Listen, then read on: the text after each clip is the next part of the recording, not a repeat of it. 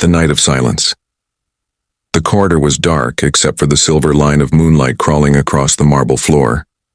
Every sound was forbidden here. Even breathing felt like a sin. Mira kept her eyes lowered as she knelt on the cold stone, her hands trembling against the polished tiles. The Luna's perfume still lingered in the air, sharp, sweet, suffocating. "Raise your head," came that voice, smooth, poisonous, dripping with power. Mira didn't move. The last time she had looked up, she had been struck across the face with a jeweled hand. "The wound had taken weeks to heal, did you hear me?" the Luna hissed. "Raise your head." Mira obeyed. Slowly, the moonlight revealed her face, too pale, too still, too tired to even show fear anymore. "Do you know why I keep you here?" the Luna whispered, circling her like a predator. Her gown whispered against the stone. "Because I like seeing how much a body can break before it forgets how to fight back." A sharp sting, the crack of a silver ring tearing into skin. Mira flinched but didn't cry out. The Luna smiled. "Good girl. I like my servants silent." Blood welled on her forearm, thin and bright under the moonlight. The Luna leaned closer, her cold breath brushing Mira's ear. "You belong to me. Not the Alpha, not the pack, me." Then she left, her laughter echoing down the hallway. Mira stayed kneeling long after she was gone. The blood on her arm cooled to a dark shine. Outside, the wolves howled, a sound of freedom she would never know. That night, she learned two things: that silence was survival, and that scars don't always fade. They wait. Chapter 1. The Return 6 years later. The castle was louder now, full of footsteps, whispers, and the scent of preparation. The Alpha had returned. Mira stood in the grand hall, holding a tray of crystal goblets that shimmered under the chandelier.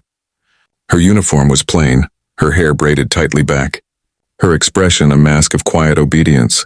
She had perfected the art of invisibility. Servants brushed past her, whispering excitedly, "The Alpha's home. They say he's changed. They say he's colder." Mira said nothing. But her hand shook, not from excitement, from memory.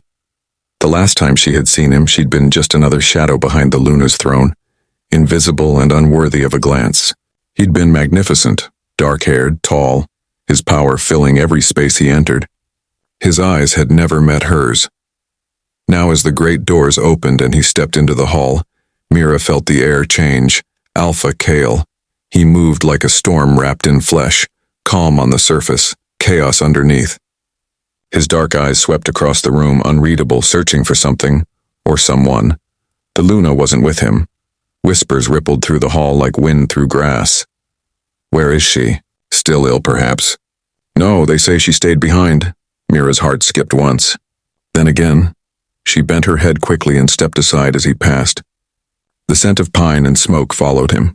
Raw, male, dangerous. The kind of scent that made the air itself want to kneel, but then his step stopped. "Wait." His voice, in deep, commanding, froze everyone in place. Mira's breath caught. She kept her eyes down, but she could feel his gaze on her like heat. "You," Kyle said quietly. "Look at me." The room went still. Servants stopped moving. Even the fire in the hearth seemed to hush. Mira slowly raised her head, and for the first time his eyes found hers. They weren't cold, they were sharp, searching, full of something dangerous. "Your name?" he asked. "Mira," she whispered. He frowned slightly as if the sound of it tugged at a memory. "You've been here long?" "6 years, my lord." His gaze dropped to the faint line of silver peeking from beneath her sleeve. She realized too late that her scars were showing. Kale's eyes darkened. "What happened to your arm?" The room tensed. Mira's pulse pounded in her throat. She wanted to lie. She wanted to disappear. "An accident," she murmured, but Kale didn't move. His stare held her like chains. "Who did that to you?" he said, his voice low, dangerous, far too calm. "No one, my lord. Do not lie to me." Something in his tone made her flinch, not from fear, but from recognition. He wasn't angry at her. He was angry for her. Before she could speak, the Luna's voice echoed from the staircase above. "Alpha."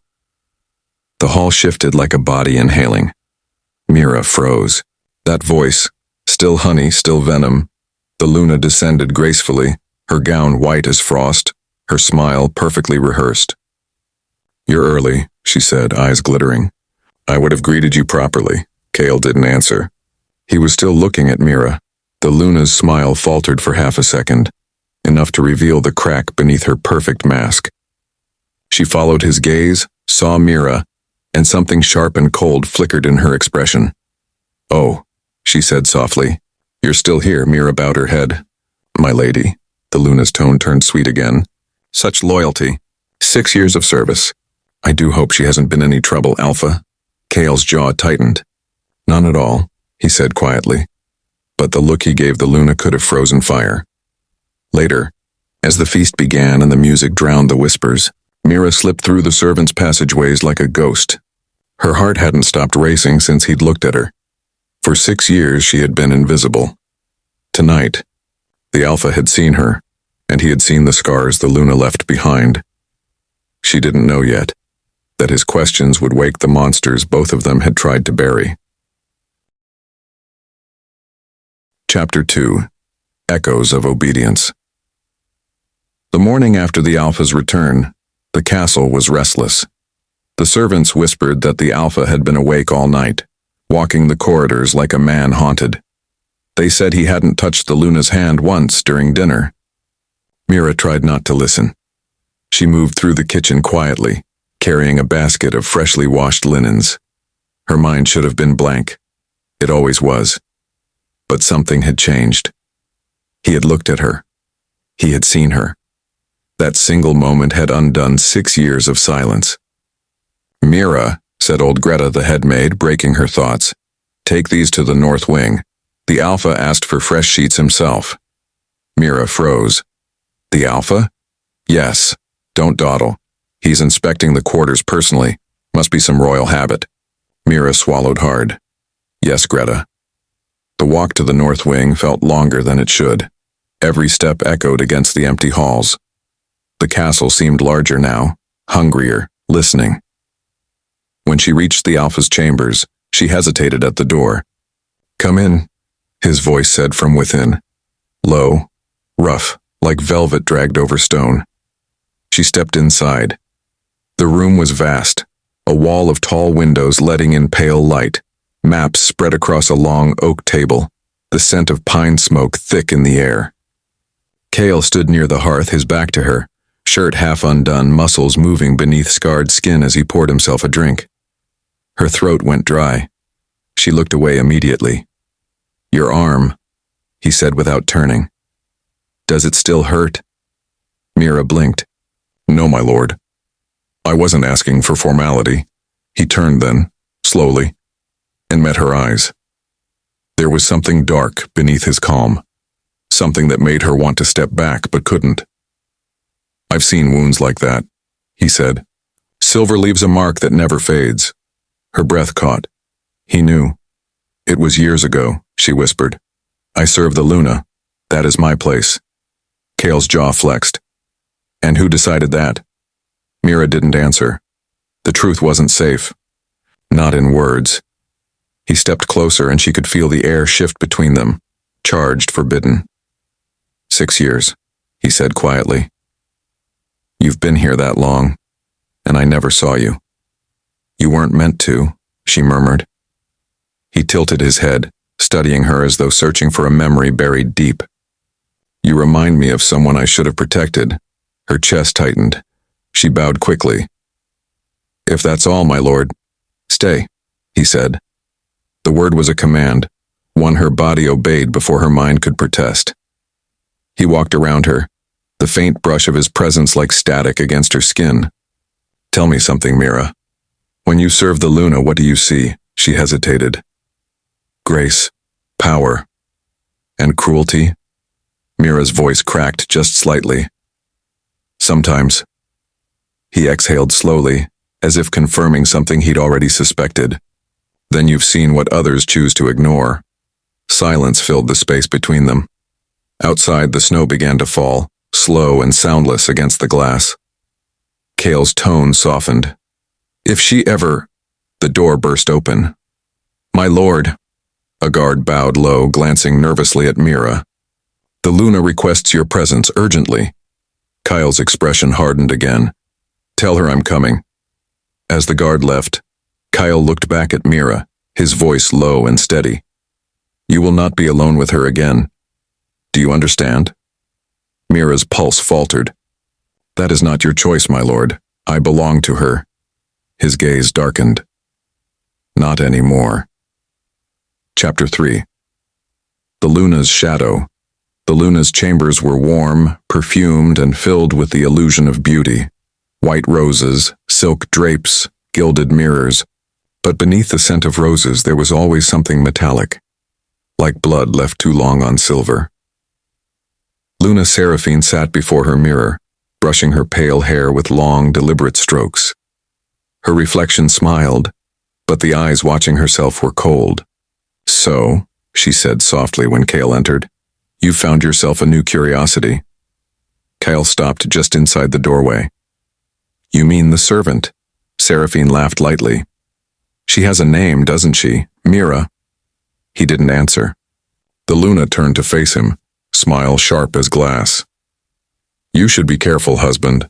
She's obedient, yes, but obedience is a mask. I taught her that myself. Kyle's jaw tightened. What did you teach her? Obedience or fear? Her eyes glittered. Both. He took a step forward, voice low. If you've harmed her. If, she interrupted, standing. The silk of her gown caught the firelight like spilled milk. You forget yourself. She belongs to this house, to me. Every mark she bears, she earned. Kale's fists clenched. A Luna does not break her servants. No, she said sweetly. But a Luna ensures loyalty. And she is loyal, isn't she? Look how she trembles when you speak her name. For the first time, something flickered in Seraphine's eyes. Jealousy. Sharp, hungry, dangerous. Tell me, she said softly. Did you see the way she looked at you last night? Like a creature remembering sunlight. You should have left her in the dark where she belonged. Kale's voice dropped, quiet and deadly. She deserved better than your cruelty. Seraphine smiled faintly. Cruelty keeps the pack strong. Kyle's silence was louder than any shout. When he turned to leave, her voice followed him, smooth as poison. Be careful, my love. Wolves bite when they forget who feeds them. Mira didn't see him again that evening. She spent the night in the lower servants' hall mending torn linens, the fire crackling weakly beside her. Her fingers ached, but her thoughts were far away, back in that room, with his eyes on hers. She shouldn't have cared. She had long ago buried the part of her that could. But when she closed her eyes, she saw the Alpha standing in the snowlight, not as a ruler, but as a man carrying ghosts of his own. A sound startled her. Footsteps. Slow, deliberate, Kiel. He stopped at the edge of the firelight, his shadow falling across her. You didn't eat at supper, he said quietly. I wasn't hungry. That's not an answer. She looked up, startled by the gentleness in his tone. He sat across from her, the fire painting his face in golden shadow. You fear her still? She is my Luna. She is a monster. Mira's breath caught. You shouldn't say that. I should have said it years ago, he murmured, before she made you bleed. Silence stretched. Then softly she whispered, if she hears you, she won't. His gaze held hers. You have my protection now.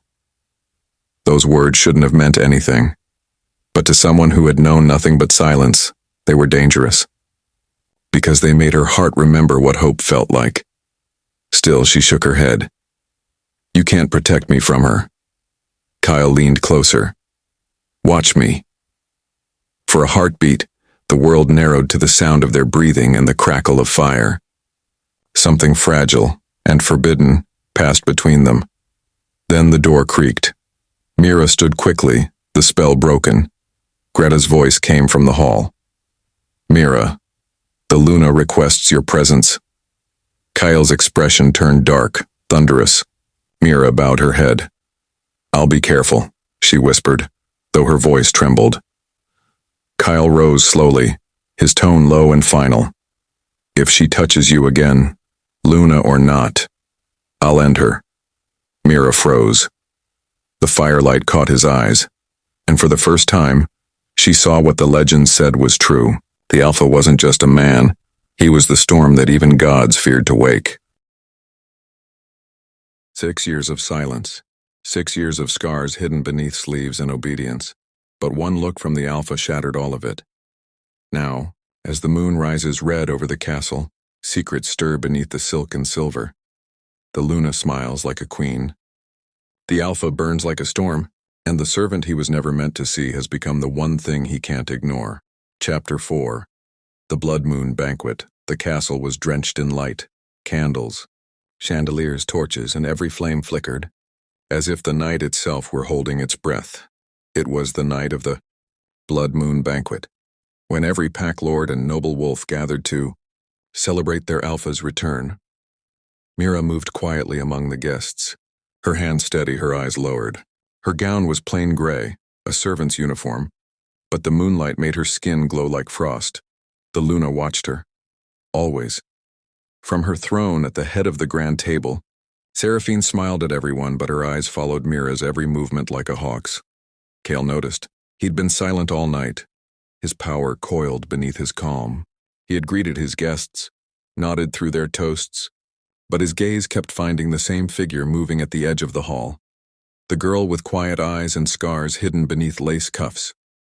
When Mira passed near him with a tray of wine, he spoke low enough for only her to hear.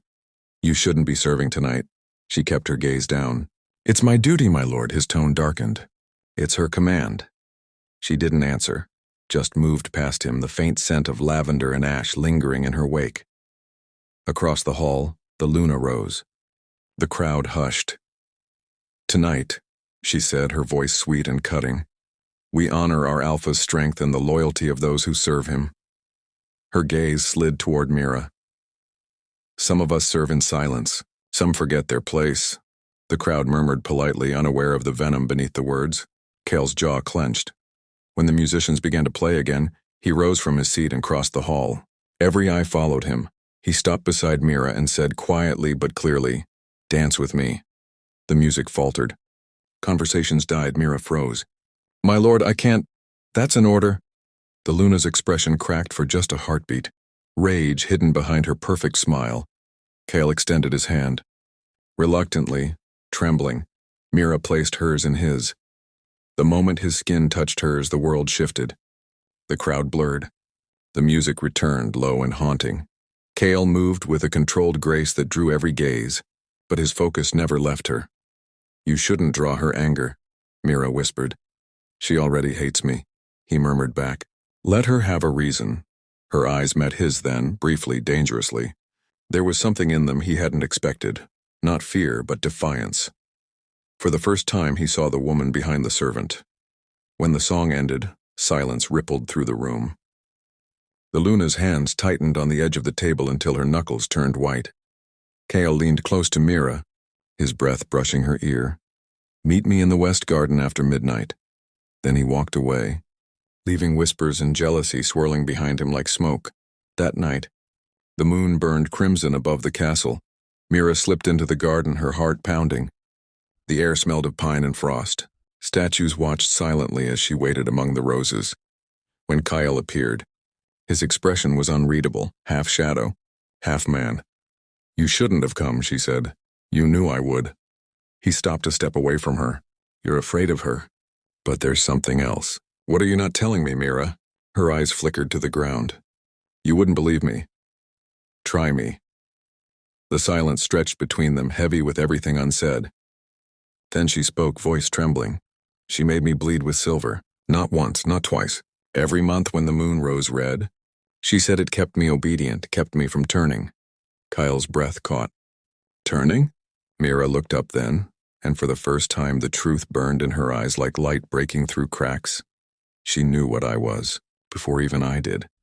Chapter 5. The Alpha's confession. The garden fell silent. Even the wind seemed to pause. Kale stared at her, the weight of her words sinking like stones in his chest. What you are. he repeated, voice low. Mira nodded. Half-blood. Born of a rogue. My mother hid me until she died. The Luna found me, said she'd keep me safe, if I served her. Kale's hands clenched. And instead she broke you. She made sure I could never shift, Mira whispered. The silver, the pain, it's what keeps me trapped. A wolf that can't become one. Kale stepped closer, his tone sharp with disbelief and fury. You mean she bound you? She said it was mercy. He exhaled slowly, trying to steady the storm inside him. I should have known. I should have seen what she was. Mira looked at him, really looked at him, for the first time without fear. Why do you care now? Kale met her gaze, and for once the walls he'd built around himself began to crack. Because I know what it's like to be chained by someone you trusted. Mira's brow furrowed. You? He gave a bitter laugh. She wasn't always like this. Seraphine was chosen for me before I was alpha. I thought her beauty meant purity, but power changes people, and by the time I saw her cruelty, it was too late. Our bond was sealed. He turned away, voice dark and quiet. I've lived with her venom for years, but you're the proof of what she truly is. Mira's voice trembled. If she finds out you know, I don't care. He faced her again, his eyes burning. I will not let her hurt you again. The air between them grew heavy, charged with something deeper than fear or duty. For a moment, the alpha and the servant were just a man and a woman standing under the red moon. Mira whispered, You can't save me. Kale's gaze softened. Maybe not. But I can try. Their eyes held. Too long, too dangerously. Then, suddenly, the sound of footsteps. Mira stepped back, startled. The Luna emerged from the shadows, her white gown glowing under the blood moon like a ghost. Well, she said softly, smiling with venom. Isn't this beautiful? My husband and my servant whispering under my moon. Mira froze. Kale's body tensed. Seraphine's voice was silk over steel. Did you tell him, Mira? Did you show him what you are? Kyle growled low in his throat, a sound that made the air tremble. Enough. Seraphine's smile widened. You think you can protect her? You forget, my love. I hold the chain that binds her. Before Kale could react, Seraphine raised her hand, silver light flashing across her palm. Mira gasped as pain tore through her arm, the scars burning like fire. She fell to her knees, trembling. Kale lunged forward, catching her before she hit the ground. What are you doing to her? Seraphine's laughter rang cold through the garden. Reminding her who owns her, Kale's voice dropped to a growl. Not anymore. The air shifted. The ground itself seemed to shudder as his wolf rose beneath his skin. For the first time, the Luna looked afraid. Kale's eyes glowed gold. Touch her again, and I'll break the bond myself. Seraphine stepped back, her confidence faltering. You wouldn't dare. Try me. The moonlight trembled between them. The Luna's smile returned, smaller, sharper. Then let's see how strong your love makes you, my alpha. And she vanished into the mist, leaving the scent of roses and silver behind. Kyle held Mira against him as the burning slowly faded. Her breathing was ragged. Tears streaked her cheeks, but her voice was steady when she spoke. She won't stop. I know, he said softly, brushing a strand of hair from her face. Neither will I. Above them, the blood moon bled through the clouds and crimson and cold. It wasn't mercy that night promised. It was war. Chapter 6. Mark of the past. The night after the blood moon felt longer than any Mira had ever known. Sleep refused to come. Every time she closed her eyes, she saw the Luna smile, that cold curve of satisfaction as pain seared through her arm. She sat by the window of her small chamber, moonlight pooling over her hands. The silver scars glowed faintly, pulsing like they were alive. When the door creaked open, she didn't turn. She already knew his scent. Pine, smoke, and storm. Kyle stepped inside quietly. You're awake. I couldn't sleep, she whispered. He hesitated near the doorway as if afraid to cross into her space. Does it still burn? Always. He exhaled through his nose, jaw tightening. She bound you with a curse older than any I've seen. I felt it when she tried to hurt you. It's not just silver, it's blood magic. Mira turned then, her voice low and bitter. It's her way of keeping me from remembering what I was. Kale's brow furrowed. Remembering? She looked back at the scars, tracing them lightly. When I was little, my mother told me our kind carried memories in our blood. Every mark, every wound, every moon leaves its echo inside us. I used to think she was just telling stories. Cale came closer, the firelight catching in his eyes. And now? Now I see flashes, she whispered. Faces I don't know. A forest that feels like home. A voice that calls my name not as a servant, but as a daughter of the moon. Cale knelt beside her, his hand resting near hers but not touching. If those memories are coming back, it means the Luna's magic is weakening. Or she's letting me remember just enough to hurt more. Their eyes met. Quiet. Charged. Mira, he said softly. I will find a way to break this. I swear it. You shouldn't promise that, she murmured. Breaking her magic might break me too. Then I'll take that risk. She shook her head, a faint sad smile ghosting her lips. You're the alpha. You shouldn't risk yourself for someone like me. He studied her then. The quiet resilience. The beauty that survived cruelty. The strength that defied every scar. You're wrong, he said, voice rough. You're the only one worth the risk. The words hung between them, trembling with everything they couldn't say. Outside, thunder rumbled far away. The first storm of the season. Mira rose and turned toward the window.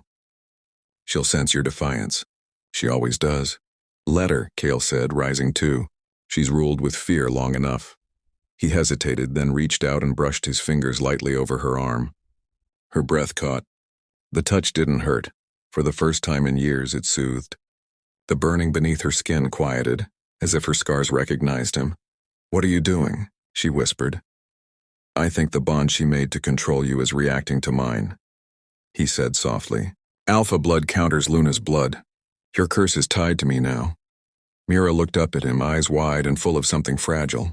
That means if she tries again, she'll have to go through me, Cale finished, his tone like a vow carved in stone. For the first time in 6 years, Mira's tears were not from pain. Chapter 7. The betrayal days passed in uneasy silence. The castle's atmosphere had shifted. The Luna rarely appeared in public now. She lingered in her chambers, surrounded by whispers and shadows. But her absence didn't bring peace. It brought tension. Everyone could feel it. A storm building quietly beneath the marble floors. Mira went about her duties, pretending not to notice the way guards followed her now, or how the servants avoided speaking to her. The Luna's power still stretched long, even unseen. Cale kept his distance publicly. But every night when the corridors were dark, he found his way to her chamber, not for passion, but for quiet understanding. He would sit beside her window, sometimes in silence, sometimes speaking of things he'd never told anyone. The weight of the crown, the loneliness of command, the guilt of being blind for too long. Mira listened, her heart twisting. The closer they grew, the more she feared what it would cost him.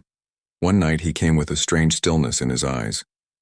I found something, he said. She turned to him, startled. What is it? He unrolled an old scroll, parchment yellowed with age, marked with the symbols of the ancient bloodline. This crest, he said, pointing to the mark etched in red wax, belongs to the House of Lyra, the last known lineage of half-blood seers. Mira frowned. Seers? They carried both wolf and witch blood. It said their power was too dangerous, no, that the old pacts destroyed them to keep control. He looked at her. Your mother's name was Lyrana, wasn't it? Mira's lips parted. How do you know that? It was written on the edge of your curse mark. Her heartbeat stuttered. That means you're the last of that line, Cale said. And if Seraphine knew, she wouldn't just want to control you. She'd want to erase you. Mira's voice broke. She's going to kill me. Kyle's hand reached for hers instinctively. Not while I'm alive. But before she could respond, the door burst open. Greta stumbled in, breathless, her eyes wide with terror. My lord, the Luna, she's gone. Kyle stood sharply. Gone where? She left the castle. Took her guards. Said she was going to cleanse the blood that stains your reign. Mira's stomach dropped. She's going to the old woods. Cale turned to her.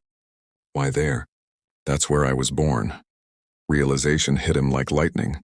She means to destroy what's left of your lineage, the place of your birth, your mother's grave. Mira shook her head, tears in her eyes. You can't follow her. It's a trap. She'll kill you. Kyle's expression hardened. She's already tried. He stepped closer, cupping her face gently, his thumb brushing the corner of her lips. I won't lose you, Mira, not to her. Not again, her voice trembled. You never had me to lose. He smiled faintly, a sad, aching thing. Then I'll make that my first mistake worth keeping. He turned to leave, but she grabbed his sleeve. Kyle, he looked back. If you face her under the red moon again, she whispered, she'll use my blood against you. It's bound to her will. Then I'll break it, he said quietly. And then, something unexpected. He bent, pressed his forehead against hers and whispered, if I fail, remember, you were never just a servant. Mira froze, her breath trembling. And if you fall? He smiled, though his eyes were full of sorrow. Then my wolf will find you wherever she hides you next. When he was gone, the silence he left behind felt unbearable. Hours passed. The storm outside thickened. Mira stood by the window watching lightning claw across the sky, her heart a knot of dread. Then eyed footsteps in the hall. Heavy, urgent, a guard burst in, soaked from rain. The Alpha's been ambushed in the woods. Mira's knees gave out. No! They said the Luna was waiting and she used magic to trap him. He's alive, but what? The guard hesitated, fear in his eyes. She took his wolf. Mira's world tilted. The air vanished from her lungs. The Luna had found a way to steal the one thing that made an Alpha whole. And the curse binding Mira's blood was the key. As thunder cracked across the sky, Mira realized the truth. The Luna hadn't just wanted her obedience, she wanted her power. And by loving the Alpha, Mira had given the Luna everything she needed to destroy him. Chapter 8. The Last Command. The storm had not stopped for 3 days. Lightning clawed through the night sky like some wounded god, tearing the heavens open above the ancient forest. Mira ran through the mud and rain, the scent of ash and blood heavy in the air. Her bare feet left crimson prints behind her, but she didn't feel the pain. She could only hear one voice, and his, echoing through her mind. If I fail, remember, you were never just a servant. She stumbled over a root and fell hard, the wet earth swallowing her breath. When she looked up, the forest glowed faintly red. Ahead, beneath the burning branches of the old altar grove, she saw them. Kyle stood at the center, barely standing, his chest heaving, eyes glowing faint gold in the rain. The Luna's dark magic coiled around him like smoke, feeding on his strength. Seraphine looked almost divine in her fury, her crimson gown whipping in the wind, her hands raised high, eyes lit with cruel triumph. Even now you protect her, she hissed, voice sharp as thunder. You'd throw away a throne for a servant girl? Kale's voice was raw. She is more wolf than you ever were. The Luna screamed, a sound that ripped through the trees and into Mira's skull. She saw her own blood shimmer along the runes of Seraphine's spell, her veins burning in answer. The curse was alive, feeding the Luna's power. Mira stumbled forward. Stop, please. Seraphine turned to her, smiling like a serpent. It's too late, little half-blood. He chose you. Now he'll die for it. Kyle fell to one knee, his claws sinking into the soil as he fought the magic binding his wolf. His voice broke through the storm, quiet but commanding. Mira, come to me. She obeyed, her heart breaking with every step. The Luna raised her hands to strike, but Kale's roar shattered the air. His last surge of strength, pure alpha command, slammed into the clearing like a shockwave. Mira.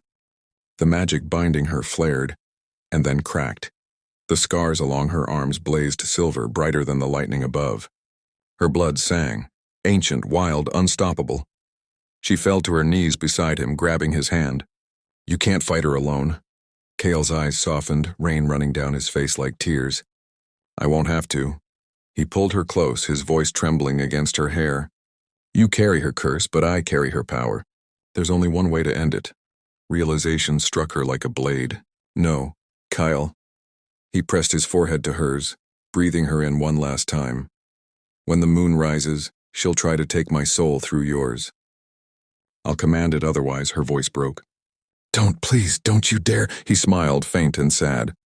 You taught me mercy again, Mira. This is the only mercy I have left to give. The Luna's laughter cut through the storm. Touching, truly. Now watch him die. She unleashed the spell, it hit like fire. Silver light exploded between them. Kale's body arched, his eyes flashing gold to black to gold again. Mira screamed, clutching his hands, but he held on. "Look at me," he whispered. "Only me." She did, through the blinding pain, through the fire and thunder and smoke. "I command this bond," he said, voice cracking, "to end with me." The magic convulsed. A shockwave of ancient power that tore through the grove. The Luna staggered, her spell backfiring, eyes wide in horror. "No, no." Kale's hand tightened once around Mira's, then slowly went still. The light faded from his eyes, and the Luna's scream shattered the forest. Her body convulsed, consumed by her own curse. The storm swallowed her cry. And then there was silence. Mira knelt in the rain, holding Kale's body as dawn began to break. The red glow faded to pale gold across the sky.